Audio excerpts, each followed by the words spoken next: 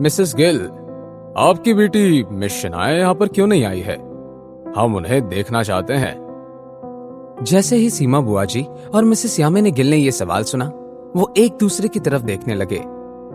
सीमा दीदी, अब आप ही इस आदमी को चुप कराने के लिए कोई बहाना बना दीजिए, मेरा तो सर घूम रहा है। सीमा बुआ जी को झूठ बोलने में और बहाना बनाकर अपना काम निकलवाने में महारत हासिल थी। उन्होंने फिर अपने आदमी की तरफ देखा जिसने यह सवाल किया था। उस आदमी का नाम अशोक बेदी था। अशोक बेदी को शिमला के डायमंड किंग के नाम से जाना जाता था। मिस्टर बेदी, हमारी शनाया ऐसे मौके पर बहुत शर्मा जाती है।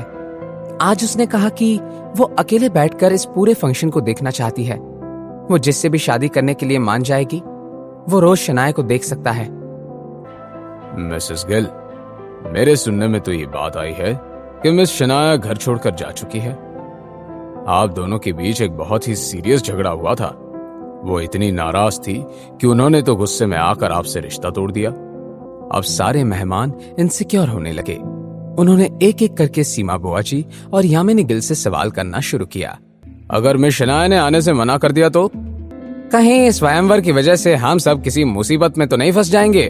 साफ साफ कहिए मिसेस गिल, एटलीस्ट क्या मिस शनाया को इस स्वयंवर के बारे में पता भी है? सभी के एक्सप्रेशंस को देखकर इस बात का अंदाजा लगाना मुश्किल नहीं था कि उन सभी को अशोक बेदी की बात पर यकीन हो गया था। सीमा बुआ जी ये देखकर पैनिक करने लगी कि मिसेस यामिनी गिल का रिएक्शन तो ऐसा था कि वो ये सबसे कह रही थी कि सच में शनाया अब आहान के साथ रह रही थी। सीमा दीदी, क्या सबको सच पता चल गया है? अब क्या होगा? हाँ भाभी, सबको सच पता चल गया है। सभी जान चुके हैं कि शनाया घर छोड़कर अपनी दोस्त के यहाँ रहने चली गई है। अगर ऐसी ही बात थी तो हम सबका वक्त बर्बाद करने के लिए हमें यहाँ क्यों बुलाया? खामखा यहाँ आकर हम सबका मूड खराब हो गया। अगर मिस शनाया शादी करना ही नहीं चाहती थी तो इतने बड़े तामझाम की क्या जरूरत थी? क्योंकि ये एक अच्छी माँ है मिस्टर बेदी, एक माँ जो चाहती है कि उसकी बेटी को दुनिया की सारी खुशियां मिले। जब हमने उस दामाद को घर से निकालने का फैसला किया, शनाया बहुत दुखी हो गई थी। भले ही वो कभी भी इस शादी में खुश नहीं थी, लेकिन वो किसी एक को धक्का मारकर निकलने वाली लड़की नहीं है। हमने आहान को शनाया की जिंदगी से निकाल दिया। अगले ही दिन मेरी भाभी मिसेस यामिनी गिल ने शनाया से कहा कि हम उसके लिए अच्छा पति ढूंढ लेंगे, लेकिन शनाया ने मना कर दिया। क्या आप जानते हैं क्यों? क्योंकि हमारी फूल जैसी बच्ची अब एक बार फिर से दुखी नहीं होना चाहती। वो तो इतनी डर गई है कि अब किसी पर भरोसा करने की ताकत उसके अंदर बची ही नहीं है। इस पॉइंट पर वहां मौजूद हर कोई शनाया पर तरस खा रहा था। हर किसी की आंखों में मिसेस यामिनी गिल के लिए सिंपैथी उमड़ रही थी। शिमला के सबसे बड़े खानदानों से दो ही नाम जाने माने थे, एक नेगी और दूसरे कोहली, और उन दोनों खानदानों में आपसी दुश्मनी थी। लेकिन रोहन की पहचान भी आम नहीं थी। वो रोहन कोहली था, कार्तिक कोहली के बड़े भाई का बेटा। जब दक्ष नेगी ने रोहन को वहां देखा तो वो मुस्कुराने लगा। लोग तो हैरान रह गए थे। रोहन के दिमाग में चल रही बातें और फ्रस्ट्रेशन उसके चेहरे पर साफ साफ नजर आ रहा था।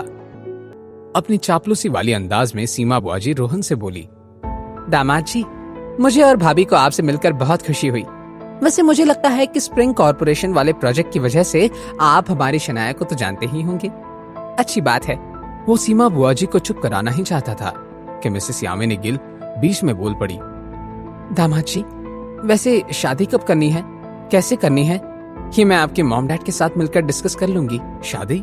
दामाद जी, उस शादीशुदा लड़की को मैं जानता ही नहीं हूँ, और ये है कि मेरे बारे में जाने बिना ही मुझे अपना दामाद कहकर पुकार रही हैं।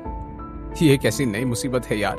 फिर रोहन ने बेमन से एक ब्लैक कलर का कार्ड सीमा जी की ओर फेंक दिया और पैर पटकते हुए होटल से बाहर जाने लगा। फाइनली उस होटल में सीमा बुआ जी, रतन और मिसेस यामिनी गिल ही बचे हुए थे।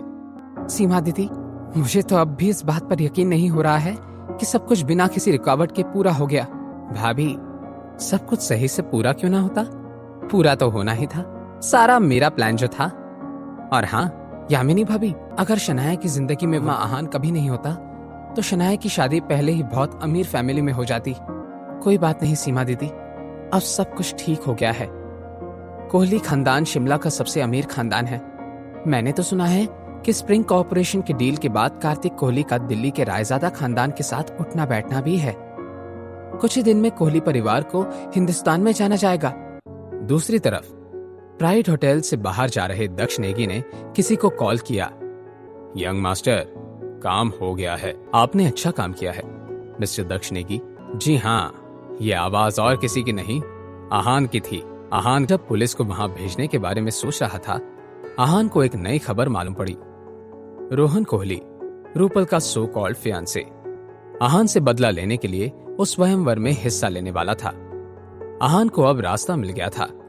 मिस्टर विक्रम ने आहान को इस बात का अंदाजा पहले ही दे दिया था कि कोहली खानदान के साथ हाथ मिलाने की वजह से उनके दुश्मन नेगी खानदान भी आहान से दोस्ती करना चाहते थे, और आहान ने इस सिचुएशन का फायदा उठाकर दक्ष नेगी को वहां भेज दिया और अपना काम सही से करा लिया। Thank you so much. Young master, आपको मुझे थैंक यू कहने की कोई जरूरत नहीं है। वैसे मुझे आपको कुछ बताना है। मुझे वो सीमा गिल के बारे में कुछ पता चल गया है। मैंने इस बात का पता लगा लिया है कि वो मिसेस यामिनी गिल को किस बात को लेकर ब्लैकमेल कर रही है। दक्ष नेगी की ऐसी कौन सी सच्चाई का पता लग गया था? अब आहान आगे क्या करने वाला था? शनाया का रिएक्शन कैसा होगा जब उसे पता चलेगा कि मिसेस यामिनी गिल और सीमा बुआजी ने मिलकर उसके साथ क्या किया है? जानने के लिए देखिए अगला एपिसोड सिर्फ पॉकेट एफएम के यूट्यूब चैनल पर, और सीक्रेट अमीरजादा के सारे एपिसोड्स को सुनने के लिए डिस्क्रिप्शन में दी हुई लिंक से डाउनलोड कीजिए पॉकेट एफएम ऐप।